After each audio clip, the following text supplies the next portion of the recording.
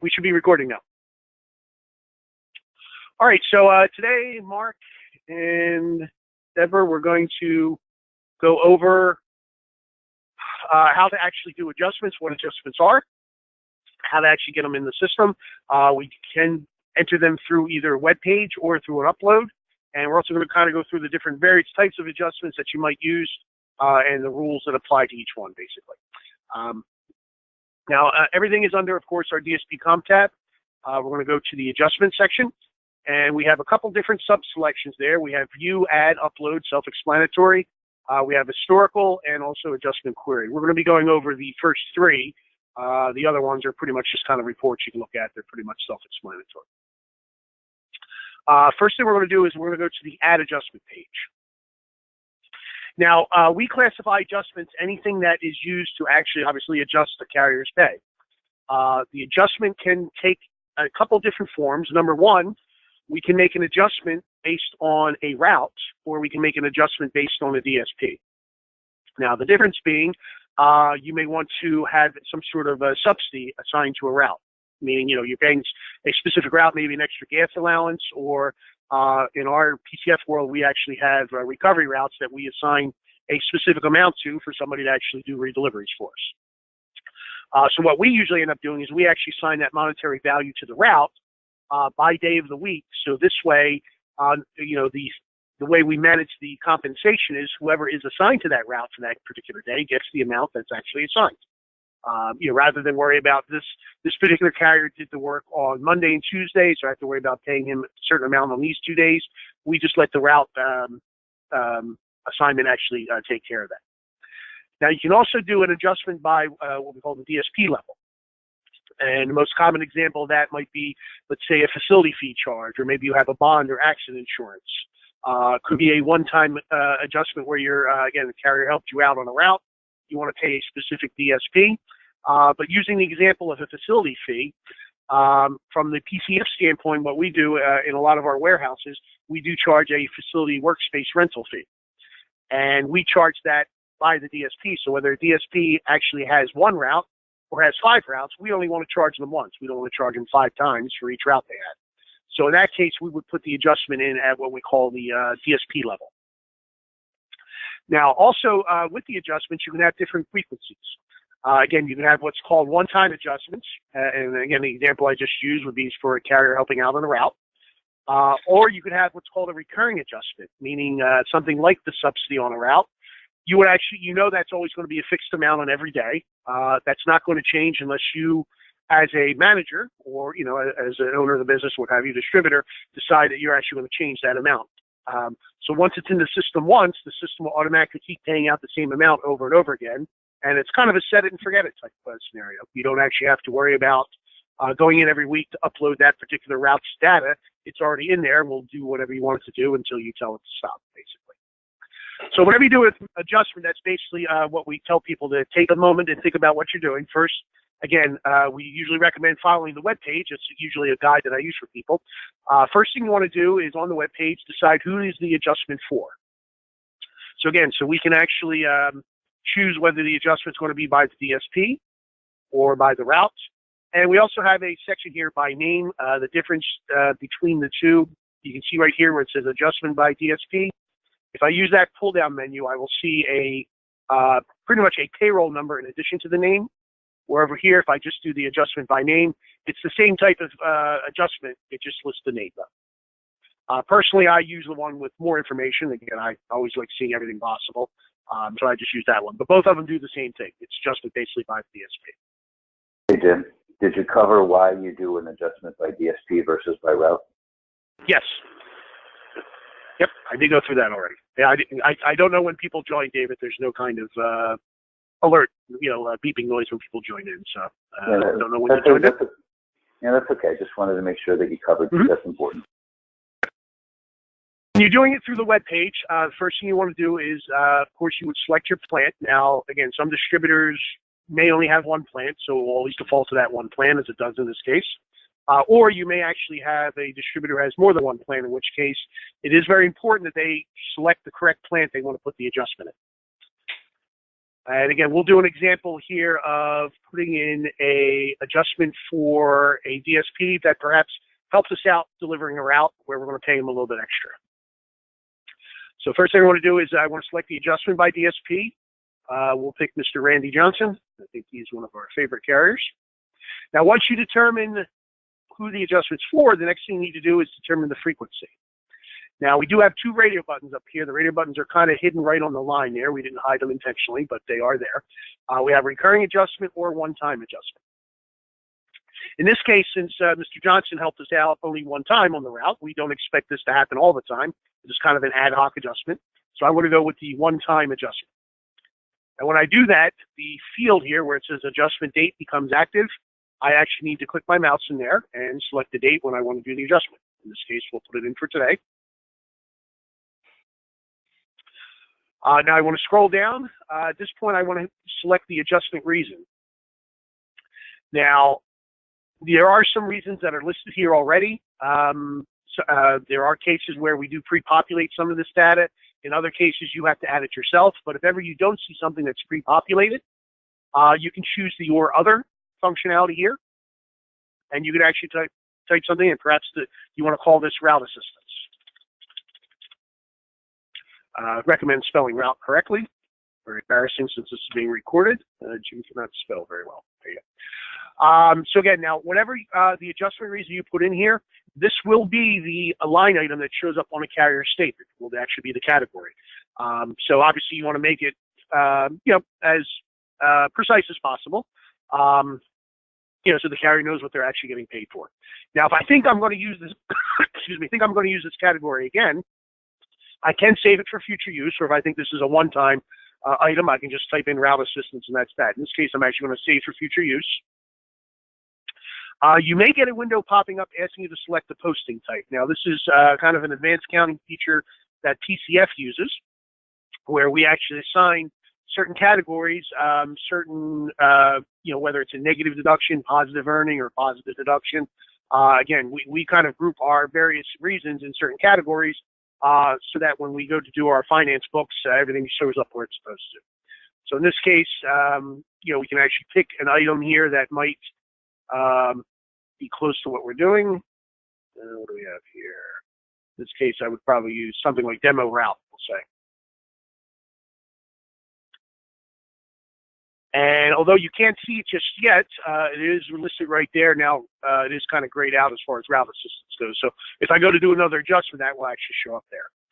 Now, one item to be aware of is that whenever someone goes to save a adjustment reason, it's only saved under that particular user ID, meaning that right now I am logged in under this user ID, this demo for CMG. That means whenever I log in under this ID, I will have that selection available. If David was another manager of mine and went to log in under his specific user ID, he actually would not have that show up. Again, these are user specific.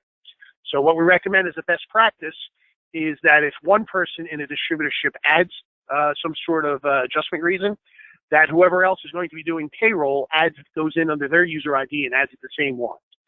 This is just so everything is consistent, so that when this line item shows up on a carrier's paycheck, it always shows up as the same thing, no matter who's actually doing the compensation. And so just kind of the best practice there. Now, once we have the adjustment reason selected, we can put in a free text comment field.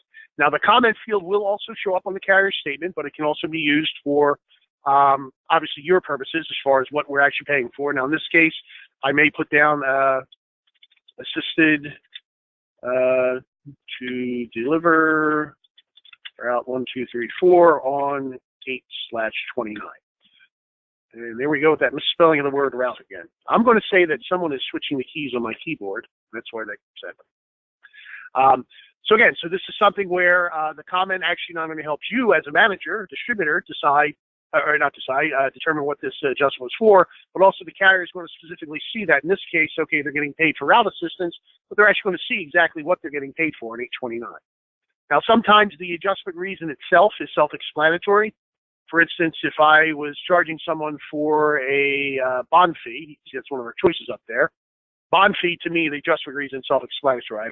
I wouldn't necessarily put in a comment myself that says this is a bond fee. Again, some things are just obvious. Other things you may want to put a little more detail in. Again, but the comment field is optional. You don't have to fill anything in there if you want. And last section is we have to determine the adjustment amount, whether we're doing an earning or deduction. Again, we have the radio buttons right on top there. In this case, basically earning, we're going to be giving the carrier money. Deduction, we'll be taking away. In this case, maybe I promised the carrier $25 to actually help us out. Now, you can put in 25. You can put in 25.00. The system will accept any kind of format as far as decimal points go, or not using them.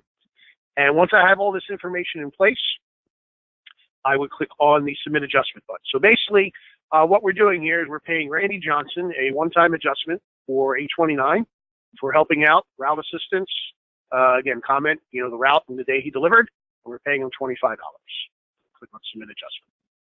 Now, if I was doing a deduction, would I put in a negative amount, or would I just put in, since it's under deduction, I just put in 25? You would just put in a positive amount. Okay. Under normal circumstance. This is where again, if you're doing advanced finance accounting, this is where you can get into negative earnings and positive deductions. But under normal circumstances, you're just doing a basic adjustment. Use positive numbers, and the fact of whether you pick earning or deduction will either add it or subtract it to the carrier's pay. Okay. Now, if I had another adjustment to enter, I can certainly enter another adjustment, which we'll come back to in a few minutes. But if I want to actually view what I just did, I would click on View Scheduled Adjustment, and this actually will take me to the View page. Now, we do have a couple other items in here already from various other training, but you can see the very last item that I have entered is the one I just did. We have Mr. Johnson here, has a one-time adjustment for our $829. You can see it's under route assistance, $25. And our comment there, assisted, delivery of the route 1, 2, 3, 4. Now, again, you can see we have some other items here. I'm going to come back to this page in a few minutes, but we're going to go and show you a couple other ways to add things, different scenarios there. Now, when you're in the adjustment section, normally you would go to DSP Comp Adjustment, and you have all those selections there. We do have a little shortcut bar we put up, adjustments we found. A lot of distributors usually end up having a bunch of them for whatever reason, whether it's people helping out, one-time items, what have you, complaint reversals. So we did put a shortcut bar up there. So I'm just going to click on the Add Adjustment shortcut and go back to the Add page. Now the next thing I'm going to demonstrate is putting a what we call a subsidy on a route. I'm going to do a route level adjustment, so you can see an example of that. Again, now in this case, we'll say that I have a recovery route that we're actually going to put on $20 on Monday through Friday, and then on Saturday and Sunday, we're actually going to put on $30, figuring the weekend might be a little bit busier. So in this case, I'm going to put, like I said, from the PCF world, we actually manage that by route. So this way, whoever's assigned to the route on any given day will get the correct money. I would select the route number. We'll select this BM01 route. Now the adjustment frequency, this is where we want to make this a recurring adjustment. I only want to have to enter this once. I don't want to have to keep entering this subsidy every week. So in this case, the subsidy is always going to stay the same. I'm going to always pay this until I decide, either more or less. We have different frequencies you can use. You could have daily, meaning you're planning on paying someone the same amount every day of the week. Now, we can't use that in this scenario because, as I mentioned, I'm doing $20 Monday through Friday and $30 on Saturday and Sunday. We have weekly or bi-weekly. Again, do that. In this case, we're actually going to do day of the week. Now, once you do day of the week, we have the recurring days of the week you want this adjustment to happen. So the first thing I need to do, I'm actually going to have to enter, in this case, 2 adjustments. One, I'm going to have to do Monday through Friday. So I'm going to uncheck Saturday and Sunday. So now we just have Monday through Friday listed. When do I actually want to start this adjustment? I'm going to start it on the 29th. Now, you can actually go back in time and actually put in adjustments if you want. We do have the calendar there that you can, click backwards or forwards. In this case, we'll just put it on for today's date. Now, the ending on date, normally, very rarely do we know when we're actually going to end an adjustment that's recurring. We may change our mind a year from now to make it a different rate. We might not want to pay it anymore, or they want this going on forever. So what we normally do is we have this link here where it says Make Everlasting. We click on that, and we put in a date way out into the future, 12/31/2999.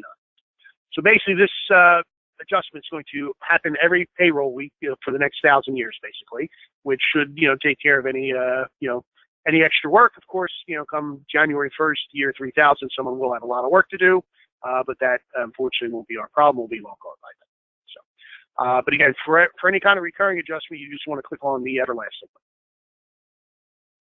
Now, the adjustment reason code, again, we can put something here. Let's say this was for gas subsidy. We'll just put gas. Again, I may want to consider adding a new thing that actually says subsidy. In this case, we'll use gas. Note also the fact that I just added the route assistance. You can see that as a selection now. In this case, we'll just put gas. Again, this is a comment. I can put in the fact that it is for a gas subsidy, or I can just let the adjustment reason itself speak for it. And in this case, Monday through Friday, we're going to put on $20. So I'm going to actually type in 20 and submit the adjustment. Now, in this case, I'm going to go right to the enter another adjustment page because I know I have to do the Saturday, Sunday information. So I'm going to enter another adjustment. Again, I'm going to just go right down the criteria. I'm going to select the one route. Adjustment frequency, day of the week. In this case, we just want to check Saturday and Sunday. Start date would be today. Make everlasting. Again, we want the adjustment reason to match. Obviously, we're doing 2 entries for the same thing. And in this case, you want to actually pay $30. And we submit the adjustment. So now we'll go to the view section just to see those 2 entries. You can see at the very bottom, the last 2. Oops. You can see the dates now where we had the one-time adjustment where it said 8/29, 8/29. You can see this one is 8/29 to the 12/31, 29/99. We have day of the week. The first line item, you can see Monday through Friday it's checked. And that means on this item, it'll pay out $20. On Saturday and Sunday, this particular adjustment will pay out $30. So now whoever's assigned to the route on any given one of those days, it could be the same person all 7 days. Maybe it is something where you do split, maybe some distributors might split it up. They have somebody do redeliveries Monday through Friday, and then a different person does it on Saturday, Sunday. Whoever's assigned to the route on whatever given day will actually get the appropriate amount. And since we made this recurring, basically now that this is in the system, I never have to do anything again unless I want to actually edit and possibly change the amounts on here. So that's an example of how to actually do a recurring one with day of the week frequency. Any questions on that? All right, and one last one. I'll just do one last one. You guys should get the gist by now. Let's say I wanted to do, again, I'll use the facility fee charge, warehouse rental space that sometimes folks use. Or actually, what's one of my reasons? Actually, we'll use a bond fee. We already have the adjustment reason there. So in this case, a bond fee, again, from the PCF standpoint, usually we charge the bond fee at the DSP level, meaning we're only going to charge them one bond, whether they have 1 route or 5 routes. So we would select the DSP. Let's see here. Let's pick Mary Smith. Now, again, a bond fee, let's say we were charging, we had a pay period. Our pay period might be 2 weeks. And let's say we plan on charging $4 for that bond for 2 weeks. Now, I have a couple different options here. I could actually do daily. I could divide the $4 by 14 and figure out what that amount is and put in the daily adjustment. I could do a weekly adjustment of $2 per week, which totals up to $4 pay period. Or I could just do a biweekly charge of $4. Again, the bottom line is what makes sense from your standpoint, what you're trying to do. Now, PCF has a rule that whether a carrier is on the route 1 day or all 14 days of the pay period, we do charge the full bond fee. So in our case, we always enter this as a biweekly. We have some distributors who charge $4 for a biweekly pay period, but they did actually enter it weekly, figuring, well, if a carrier's only on the route for the first week, we're only going to charge them half the bond rate. Again, that's a business decision that each distributor has to make. In this case, we're going to actually use the biweekly. Again, we would pick a starting on date, make everlasting. We choose the reason bond fee. Again, in my opinion, bond fee self-explanatory. I'm not going to put a comment in. In this case, this would be considered a deduction because we're actually going to take money away from the DSP. So we put in deduction and put in 4, where you can see you can put in decimal 4.00. Again, the system will accept both. And we submit adjustment. And we'll view the scheduled adjustment. And you see Mary Smith has a biweekly adjustment now for starting at 8/29. Again, it is $4. And like I said, these ones here with the recurring, these will happen every pay period until we tell it to stop, basically. And this way, it's only a one-time entry, and you never have to go back and do it again. Something like the bond fee, if a carrier ever did leave you, if Mary Smith decided to leave the route, you would simply end date that particular transaction in order to stop that from occurring and showing up in some of your payroll reports. And actually, that's what I'm going to show you next, is how to either edit or remove an entry. But before I do that, any questions on how to add it? Okay. All right. Now, in order to edit or remove a particular adjustment, you do want to be on the View Adjustment page, which is actually where I'm at right now. We have the actual, and you probably saw me hover over it already, and the window pop up. If you hover your mouse over the transaction ID number of any line item you want to edit or remove, for instance, let's say Miss Mary Smith, I charged her $4 for a bond fee. Let's say I made a mistake. It actually should be $6 for that particular charge. Well, I want to hover my mouse over the transaction ID. We do have a window pop open that says edit or remove. In this case, we go to the edit function. Now, you can edit who the adjustment's for, as far as, it is listed there. If you have to change who the adjustment's for, you should end up deleting the entry and putting in a new one. In this case, we still want to charge Mary for this, but we just want to actually change the amount. Now, pretty much you're going to open up a window here that's the add screen. And you can see basically you can change the adjustment frequency if you needed to, again, bi-weekly. Again, our dates are correct. Our reason code's correct. Again, I didn't put in the comment, but at the very bottom, you can see where it says deduction $4.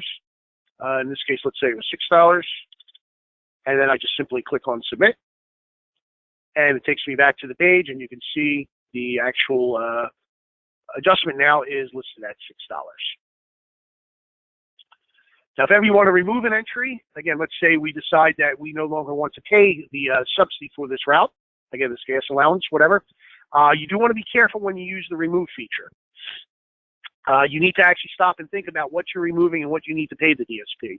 For example, let's say this was a plant that actually paid its carriers bi-weekly. And in the middle of the pay period, after 7 days, you decide that you're no longer going to pay this subsidy on this route. Now, you can actually remove it, but if you actually remove it, what will happen is it will totally remove the whole entry. So when payroll goes to process, there will be nothing there to actually pay the DSP for the first 7 days. So you do want to be careful when you remove something, because if you do owe somebody money for a partial part of the pay period, you actually want to, instead of removing it, you actually want to what's called end date. So in this case, let's actually go into edit mode here. Now you see right now we have this occurring adjustment for day of the week. We have the end date right now. It's way out into the future, 12/31/99/99. Now, our system won't actually let you type in this box here. You do have to use the calendar. So if I wanted to end date this, maybe I want to end date it on, what's my other calendar here? On September 3rd. I could certainly do that. Now, in order to do that, I have to click on the calendar. Right now, you can see it's in December 29/99. Now, obviously, we're not going to ask you to go back 1 month at a time for 1,000 years. That's a bit ridiculous. What you do need to do, though, is just click on the bottom where it says today's date, and that changes the date to today's calendar date. And now it's just a simple matter of clicking on the box again, and I can end date this for September 3rd. So now this adjustment will occur up until September 3rd, but then after September 3rd, it will no longer happen. So I would scroll down to the bottom and click on submit. And you can see my dates actually did adjust for 8/29 to 9/3. So you always want to be careful. Again, just a reminder, always think about if you're removing it. If you remove it, that means that charge will not happen for that pay period at all. You want to make sure that's what you actually want. Again, someday, let's say Miss Mary Smith, again, we'll take the scenario one step further. 2 weeks from now, Mary Smith decides she's no longer going to do the route. As long as payroll is closed, what I may want to do at that point is, okay, Mary Smith's no longer doing a route for me. I don't need that data in my system anymore. I may actually want to remove it in that case. So basically, it's just a matter of hovering your mouse over, clicking remove. It will ask if you do, always confirmation screen, just so you don't click on the wrong thing accidentally. You click on submit. Now you can see that line entry is actually removed and doesn't show up anymore. Okay, any questions on how to edit or remove items in the adjustment section? Once you've end dated it, do you have to remove it, or can you just leave it in there as a? No, this one here, and yeah, exactly. I could leave this in here, and what will happen is, you see where we have the pay period up top here, as far as the filter. Right now, I'm displaying items that are active between 8/21 and 9/3. If I actually change this to 9/4 and display next week's items, you'll notice that one line item actually disappeared because it's no longer part of, it end dated, so it's no longer part of the system that you'll actually see when the page comes up. It's still there for history, but it just means that, you won't see it on the screen. And also what happens, Mark, there are occasions where what we find is like that one I just end dated, that bond fee. A lot of times the managers or distributors don't follow through on the whole process when they're actually removing a DSP from the system. Normally when DSP is no longer doing a route for you, step one is actually removing them from the route, which everyone usually does. They get that right. But the next step is they usually are supposed to make the DSP inactive. And a lot of managers / distributors forget to actually do that. And what can happen is if the DSP is still listed as active, that means, they're active. We're still anticipating possibly paying them some sort of compensation. So if they forget to do that step, and then they have that bond fee that kind of is still there, what will happen is on the payroll reports, they'll see a line item for Mary Smith. She won't have any copyright pay. She won't have any subsidy. She won't have anything. All she'll have is a negative $4 adjustment.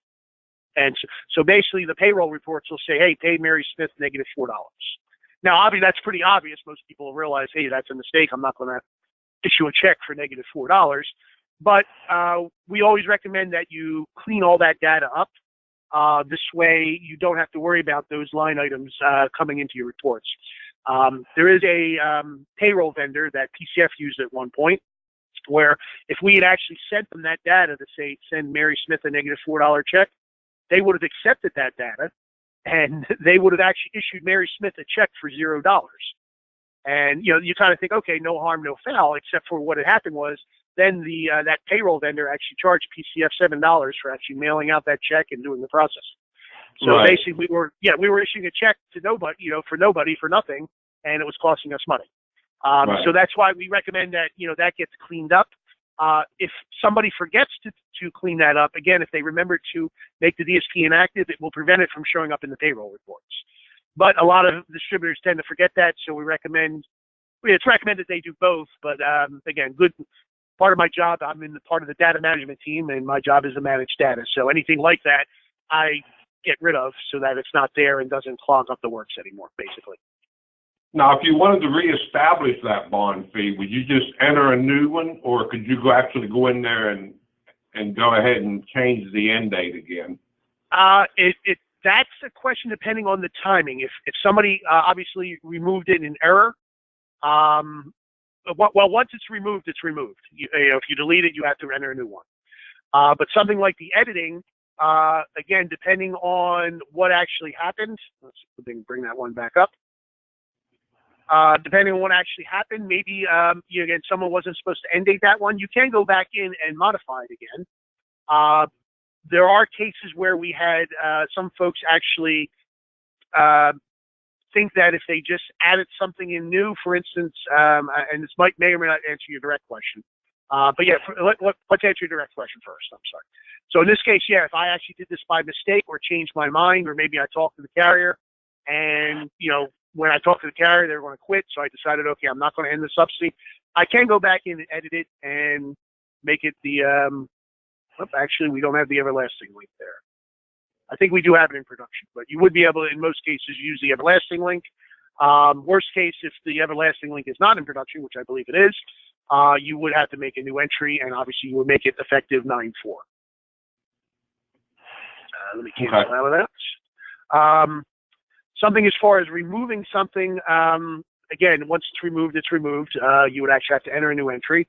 And the only other time we get questions, sometimes we did just have a distributor actually go to make a change, and they decided let's say, for instance, this line item right here, they actually wanted to make $40, and they decided they wanted to make that effective on an upcoming future date on 9/3. But what the actual distributor didn't do, in order to make a change like that, it's a two-step process.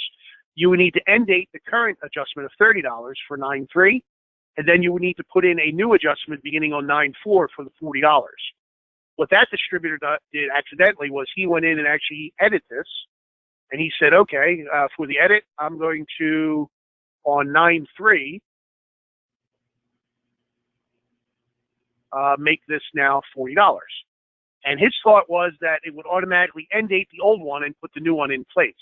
Well, that's not what happened. What actually happened was he put this entry in exactly as it looks now. So in his mind, he thought he was good.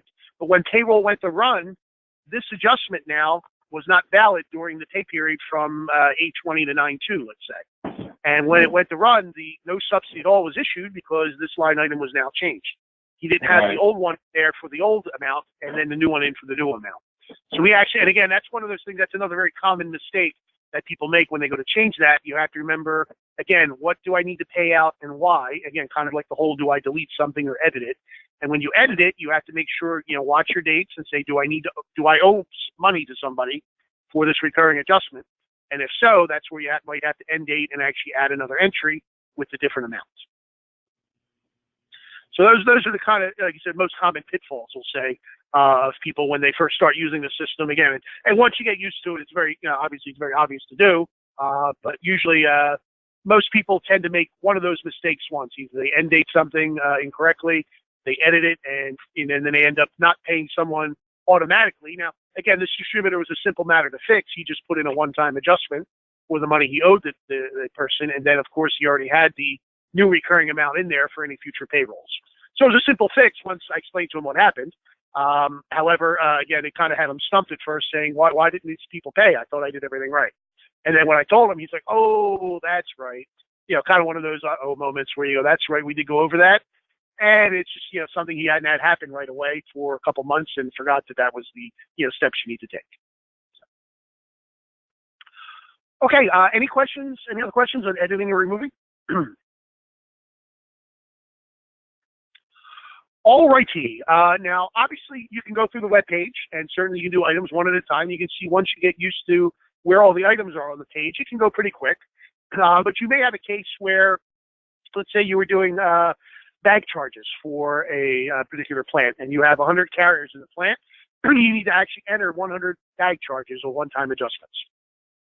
Obviously, you don't want to necessarily go through the web pages 100 times in order to do that, so we do actually have an upload page. Now, the upload page itself is very simplistic. You can see here, basically, again, you would choose your plant. Again, if the distributor only has one plant, that will be the default one. If they have more than one plant, they do need to make sure they select the correct plant for where they're doing the upload. Basically, we would select the file. Now, the file does have to be in CSV format. All our upload files are always CSV. And basically, once you have your file ready, you simply click on the Upload Adjustment button. So from that standpoint, the upload page itself is very simplistic. The actual file itself, again, not hard to get together. I'm actually going to minimize this, and we'll open up a sample file here. And I will send this out to you, Mark. This is what we actually send out to distributors, kind of as a reference point. It has a couple examples in there, some various types of adjustments. We'll increase the magnification here a little bit. So basically, what we have here, first of all, a couple rules on the adjustment file. The header row always has to be consistent. Do not change that. You can see where, like the adjustment frequency, do not put a space in between the word adjustment and frequency. Otherwise, the upload will not recognize that particular column. So you never want to change the header row. And basically what you'll notice is each one of these header rows pretty much corresponds to all the sections on the Add Adjustment page. So I'm going to try to do a split screen here real quick. We'll go back to the Add page. And let's try to get this so we can see both at the same time here. Okay. So basically, where we have adjustment 4, we have to decide whether it's for a DSP or route by choosing the radio button. Well, in column A, that's exactly what we're doing. We're listing whether it's by route or by DSP, so we would actually type in that word. Now, if it's a route level adjustment, we would fill in the route number and leave the DSP column blank. If it's a DSP adjustment, we leave the route blank and fill in the specific payroll number for that DSP. So these 3 columns here all kind of work in conjunction. Depending on what you put in column A determines whether you fill in column B or column C. Adjustment frequency. Why in column C do you have numbers for 2 of them and names for 2 of them?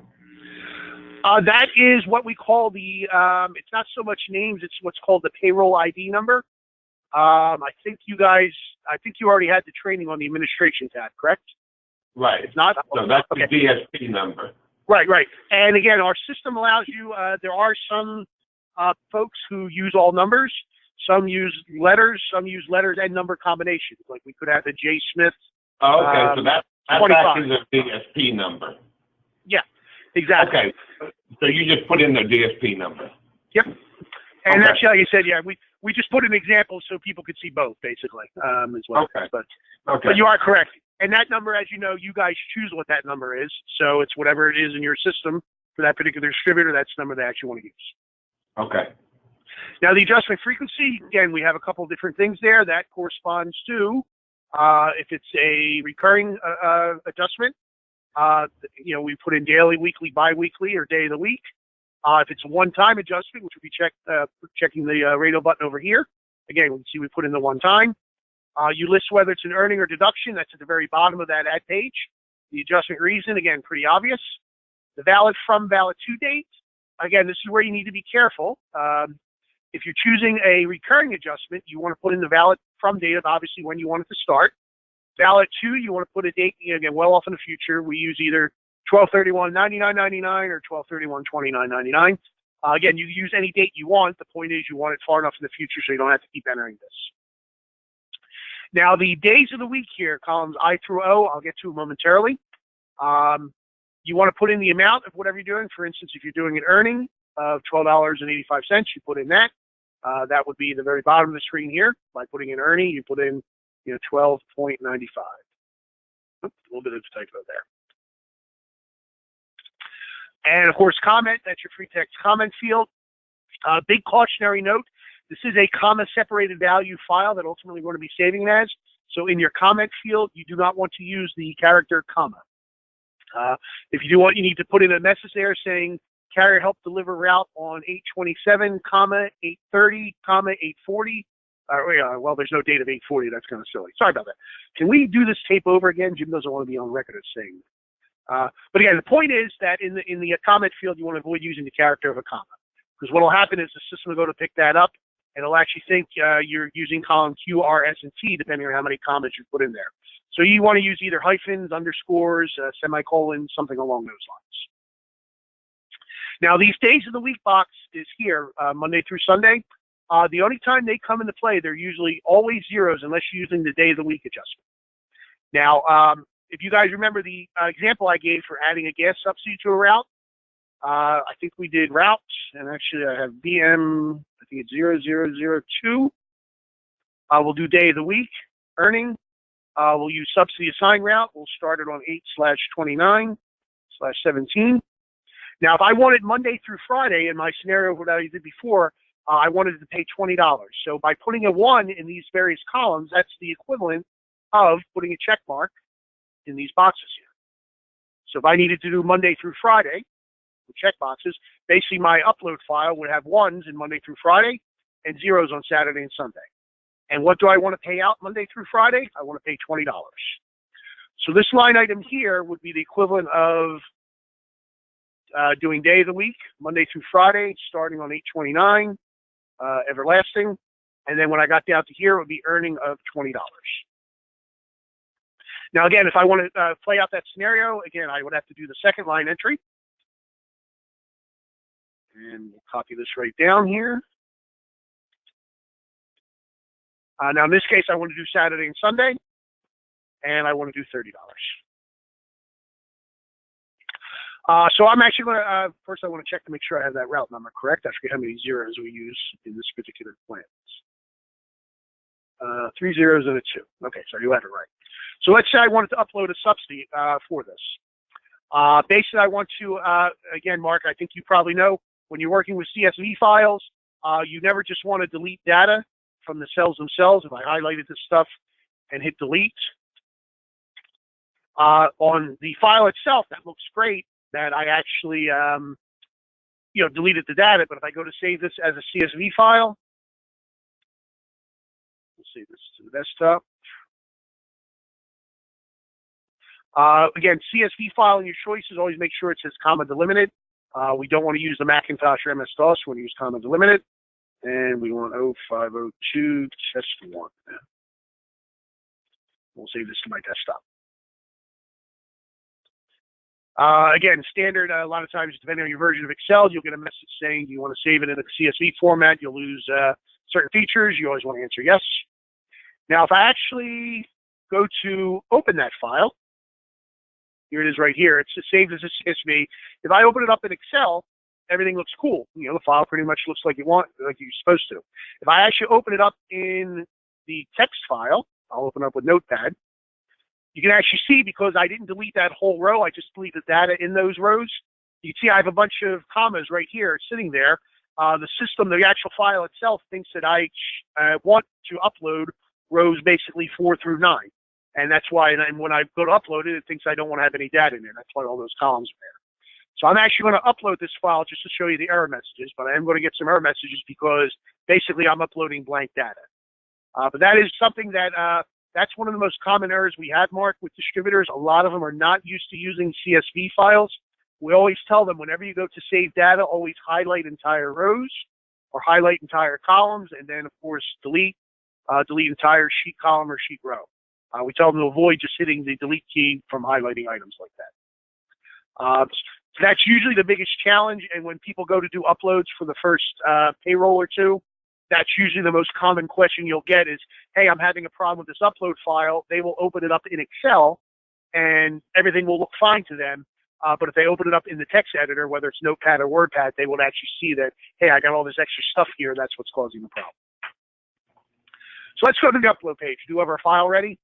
We'll go to the upload. Again, I would make sure my plant's selected correctly. We'll browse for the file. And make sure you select this CSV, and we click Upload Adjustment. We have a plain flat-out error. Didn't even want to accept it. Go back. Open with.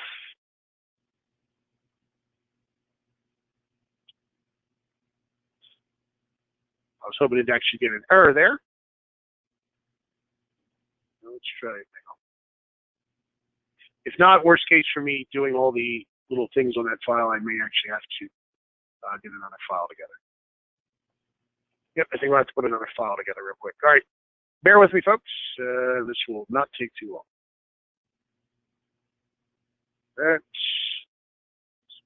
PM/2. The week 8/29/17. We want 0, this would be 1, and this would be 20, and this would be 30.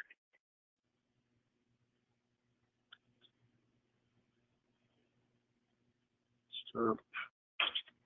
Oops, if I were 2, test 2.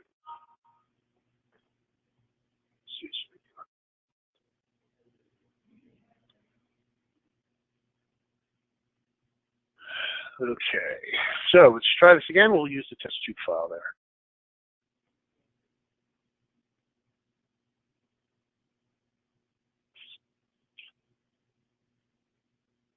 All routes are invalid in the plant. Please correct the invalid routes in the upload and try it again. All right, that's an interesting error message. I guess we will try a different route number. Hold on, let me make sure I have the right route number. Obviously, error message, you see what will happen when you get the error messages. Let me try the BM005.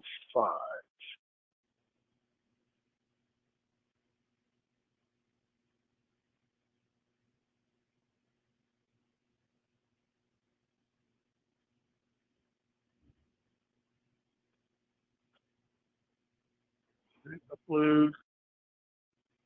Now, Sweeney, I may put you on the spot here if the 005 route doesn't work. I don't see why it wouldn't, but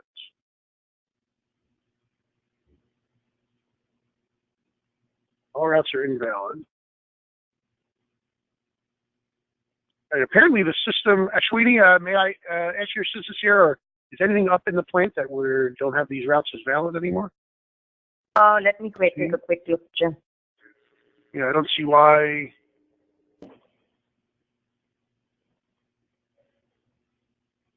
Should be valid from 317. It's active.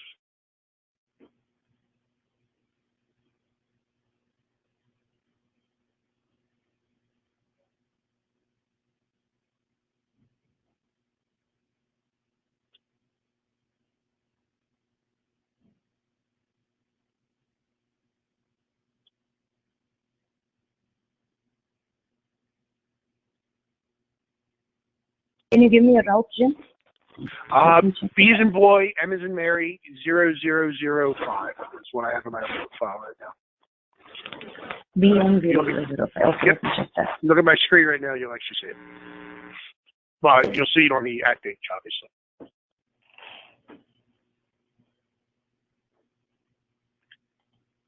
I'm pretty sure I did not type the letter O as opposed to the number 0, unless that's B.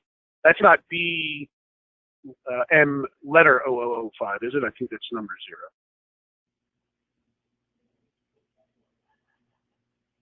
I do see the route, Jim. It's unassigned, but I do see that the route is valid from 3/28/2017 to 12/31/99. All right, let me check one last thing here.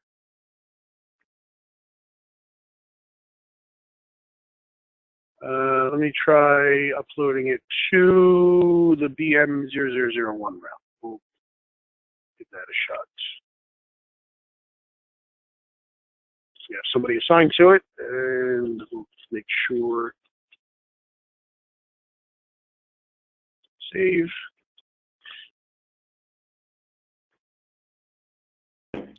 Adjustments, upload.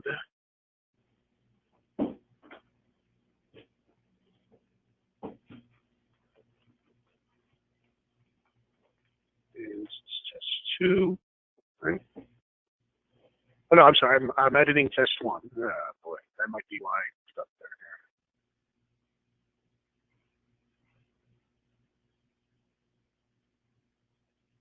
There we go. Sorry, that was a trainer error. I was actually editing test 1 file, and then I was trying to upload the test 2 file. So okay. So you can see we actually changed the route number. We have BM01. We will get a validation screen. If everything is everything is okay, everything will be listed in white. And you see we have the submit adjustment button active. If there is an error, one of these line items will be highlighted in red, and the submit adjustment button would not be active. And basically, in order to correct any errors, you do have to go back, just as I was doing. You actually have to correct the upload file. You can do that either in Excel or CSV. I usually like to edit in the text format myself, unless there's a lot of stuff to do. But again, once you click on the submit button, we'll go to view what we just uploaded here. This is on the BM01 route. And you can see these are the line items I just uploaded. $20 and $30, effective 8/29. Yeah, so sorry about that. My mistake there. I was editing one file and then going to upload the other. So if you're using a file download, in most cases, you wouldn't be doing another adjustment, would you? Wouldn't you just put everything on one file? You can put everything on one file. It's a preference from the manager. We have some folks, again, distributors who are very systematic, meaning that I have bag charges to upload. I have people helping me out on routes to upload. Some of them actually like to divide those up. And a lot of times what we recommend doing to them, Mark, is we tell them that when you save a file, save it as Excel first, so you have a record of it in Excel. And then, again, to your point, you can mix and match adjustments. I could have day of the week here. I could have one-time adjustments. I could upload them all at once. But a lot of folks, just for whatever reason, from their own organizational mentality, they like to do things one at a time, meaning I'm going to do all my bag charges on this one file. And then I'm going to do all my facility. Again, there's no right or wrong there. It's just a personal preference. But you can actually upload everything at once. That's no problem at all. The only other... Oops, I'm sorry, Joe. Now, could you use separate tabs? Let's say I wanted to do a tab with all my bag charges and then another tab with all of my...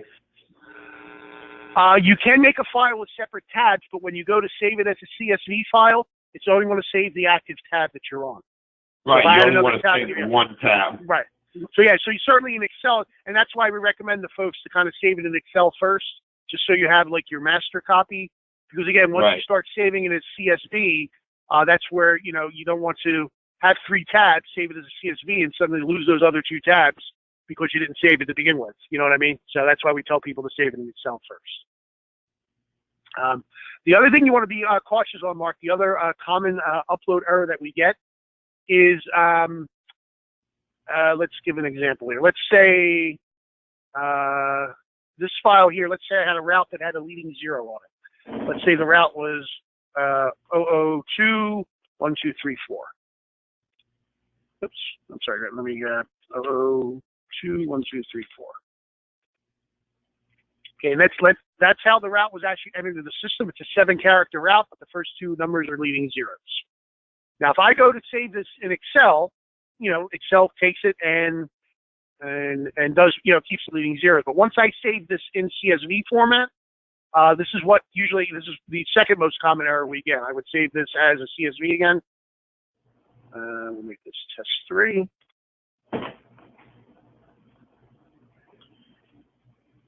Now, basically based on the fact that I saved it, everything looks good. And if I open this file up with the text editor, I can, oops, wrong file again, sorry about that. Test 3, we'll get all these in numerical order so I don't keep goofing that up. So open this with the text editor. And you can see I have a 7-character item here. Now, the most common thing that happens, other than the extra columns that people do, is leading 0s dropping off. Now, let's say I went to upload this file and had an error.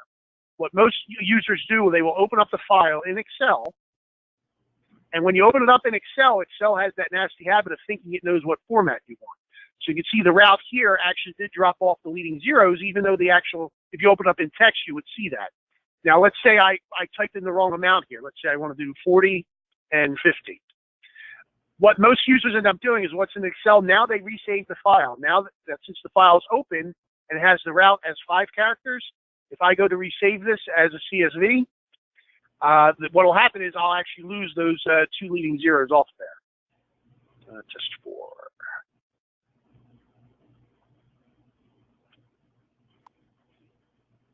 And here's my test 4. So I've actually opened it up in the text editor now. You can see I no longer have the leading 0s. Now, the leading 0s are very critical for plants, routes, and also subscriber account numbers. Again, our system does an exact match, meaning that if the account number is supposed to be 9 characters and the first 2 characters are leading 0s, if you don't have those leading 0s, it's not going to match it up. Same thing happens with routes, and same thing can happen if you have, in one of your upload files, if you have the plant value. Again, this plant here is actually, the actual plant number is 0502, but again, on most of the view screens, it shows up as plant sometimes 502. And that's how most people think. They think, hey, it's plant 502. I don't think it's plant 0502. When you go to do an upload, again, you do want to be mindful of losing leading 0s on certain numbers. And obviously, the way to go there is to make sure that we recommend to our users that whenever they get an upload file ready, we do recommend before they upload it, once they save it as CSV, we do recommend they open it up with Notepad and just take a quick look to see if they do have values in there leading 0s. Make sure the leading 0s are there. Make sure you don't have any of those extra rows with blank, just all commas in it, meaning that there's blank data in there. It kind of saves a little bit of problems. Now, a lot of folks have problems with opening something up in a text format like this because, again, it looks very intimidating. They don't understand the simple fact that a comma indicates it's a new column in Excel. But that's something you may need to actually explain to the users. Again, some people get it right away. Some people need to work with it. And some people, it just takes them, a couple of weeks in order to get used to uploading files basically in the CSV format. So every user is different. But those are the 2 most common problems. Those, extra columns at the end, or again, losing the leading 0s and causing something not to match up. This question is just for curiosity's sake. Mm-hmm. Why did you guys use a CVS or CSV format instead of just downloading in Excel? For the simple reason of exactly what just happened on the files. With Excel, someday I think Excel is actually going to take over the world as an artificial intelligence. It's going to become too powerful, and we're going to be like pets to it. But again, Excel, just for that simple fact, Excel thinks I don't want to see decimal points here. Excel thinks I don't want to see leading 0s here. Well, that's not what I want. And that's one of the biggest problems when we have uploads is, again, our system is based on, joins and matching data up exactly. And again, when you start having Excel uploads where things don't match up like this, It just causes nothing but errors. Or what will happen is it may say, yeah, I'll accept the upload, but then when it goes to run payroll time, all the joins and everything happen, and it doesn't find a match, so this particular transaction won't occur. So then we ended up, would end up with people calling us up saying, hey, I'm entering data, it's accepting it, but it's not processed. So again, even though the CSV files, Excel has a tendency to think it does more than you do. Yeah, even though the CSV file is a little more difficult for some people to deal with, it makes the upload so that, we make sure it matches up exactly, and there's no, again, one of the other common things we have with Excel files is people try to upload stuff when they have formulas in it, and again, sometimes that causes problems too. Again, something like a bag charge file, they may have to draw, and then they may have a column that says times to draw by a penny, and this is the amount, and sometimes that formula can get in there and screw up the upload. So that was, the development team's decision that, everything would be CSV because it is an exact file. We just have to train people to whatever you want to upload. The CSV will put whatever's on your screen. That's what you're going to upload, and that's what we want. Okay. So like I said, that was more for curiosity's sake than anything. No, so many more people know how to work Excel than they do CSV. Nope, I asked the same question, Mark, and that's what was told to me, and I could see, like I said, I could see why. Because, like I said, I have a lot of Excel files that I do like nifty little things with formulas with, and I could see where that could muck up the works, on the back end when you go to start, putting things in place and hoping that the system recognizes the result of the formula and it doesn't look at the formula itself. Because, again, it can. So. Okay. All righty. That's pretty much, again, we do have a couple other things as far as historical adjustments go. You can look up, anything in the past. Obviously, we also have in your filter here, you see we do have any kind of future dates that come up. But if you did need to research an item that was in the past, for instance, you did end date something or was a one-time, you can go to historical adjustments and look that up. Just in case you're doing some sort of investigation, maybe a carrier came up to you and said, hey, I think my paycheck's wrong. You forgot to pay me for something. You'll actually be able to go in the past pay periods and take a look at that stuff. And I'm trying to think, again, other common things that come up, Mark, when people are doing adjustments. People do forget how to go into the edit mode. Again, it's not, there's not a blatant edit button on here. They have to remember to hover the mouse over the transaction ID. That's the most common thing. People, they'll forget, and then once you tell them again, they'll remember it. But usually you'll get a bunch of initial calls saying, hey, I want to edit something. I don't see how to edit it. And, they'll just forget. But once you show them again, that's something that always comes up. Also, the other common thing we get is they enter an adjustment for a future date, but don't see it on the screen. And the reason would be because of the pay period selection. Maybe if right now we're in 8/7 to 8/20, if they put in something for effective 9/4, again, they have to make sure that checkbox in the filter is applied so that they'll be able to see it. Those are, again, two most common problems you would, or not problems, questions you might get from folks as they go to use the system. Okay. And also, if it is relevant, let me just go to the view here. Over time, in theory, you could get your adjustment page could get pretty busy. You can see here, obviously, we defaulted to a page size of 10. You can increase that accordingly. But we also have a search feature. If I wanted to search for a specific route number, a person's first or last name, a specific type of reason code, I can certainly do that. For instance, if I just want to look up stuff that would pertain to Mary Smith, I can type in Mary, click on search, and you can see basically for the pay period I have selected here, there's 2 items for Mary. Again, so that's the way if there is a lot of data, which can happen if you have a large plant, there's 100 carriers, there could be subsidy in there for maybe 20 line items of that. There could be facility fee charges, bag charges, one-time adjustments. So you may end up with, maybe for one pay period, you may see 200 or 300 line items if you have a large plant.